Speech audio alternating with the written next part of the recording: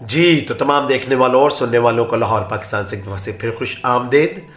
Leonard Spencer Vincent Churchill, جس کو کہ یورپ کا شیر ہونے کا خطاب بھی ملا ہے، بڑا ہی بہادر لیڈر تھا۔ اس نے بڑی خوبصورت بات کہی۔ اس نے کہا کہ فتح کے بغیر زندہ رہنا ناممکن ہے۔ بہت خوب۔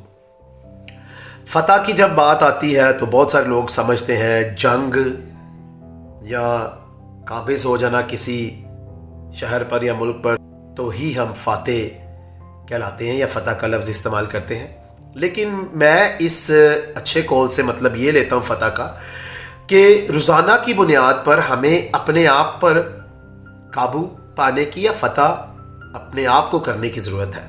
ہماری بہت ساری باتیں ایسی ہیں، کام ایسے ہیں، رویے ایسے ہیں جن کو کہ ہم نے اپنے قابو میں لے کر آنا ہے اور ان پر فاتح بننا ہے۔ اور اسی وجہ سے بہت سارے لوگ اپنے کام میں وہ جو بھی کام کرتے ہیں آگے نہیں بڑھتے، کیونکہ بہت ساری باتوں میں وہ اپنی ناکامی پر فتح نہیں پاتے، اپنی باتوں پر، اپنے رویوں پر، تو اسی لیے وہ ناکام رہتے ہیں۔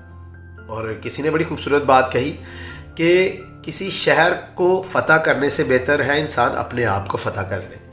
تو پھر آئے آج ہم اپنے رویوں کو، اپنی باتوں کو، اپنے کاموں پر فتح حاصل کریں تاکہ ہم کامیاب ہو جائیں اور ہم زندہ رہیں جو بھی ہم کام کرتے ہیں یا جس بھی فیلڈ میں ہیں اس میں، بلکہ ہم خوشحال ہو جائیں۔